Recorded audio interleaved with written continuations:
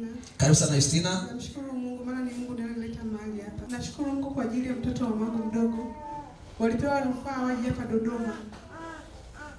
Baada ya kuja hapa tukawa tumekuja hapa kanisani kabla ya kwenda hospitali. Kwenda hospitali. Alikuwa na shida gani? Alikuwa amevimba shavu. Amevimba shavu. Kwenda hospitali baada ya vipimo daktari akasema hapa ni mbona ni kansa. Mwanzo akasema ni kansa. Daktari akasema ni kansa kabisa. Alikuwa amekula shavu lote hili kwa ndani, jicho lote hili. Na alikuwa pia anapoteza kumbukumbu kabisa. Baada ya kipimo kutoka kama tumekutumia picha kwa njia ya WhatsApp. Ukamwombea.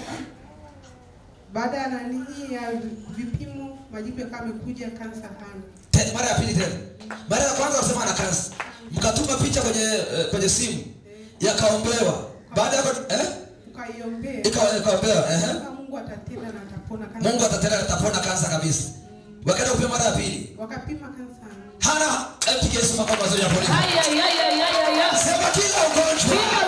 Sema kila pando. La magonjwa. Kwenye maisha yangu. Kwenye familia yangu. Haya. Piga Yesu makofi mazuri. Mara ya pili anapima hana kansa. Hana kansa na sasa hivi kapona, kumbukumbu imesharejea. Uvimbe maisha. Uvimbe maisha. Piga Yesu makofi mazuri hapo ulipo. Sifa na utukufu wa Bwana Yesu, Mungu anayetenda maajabu. Haleluya. Haleluya.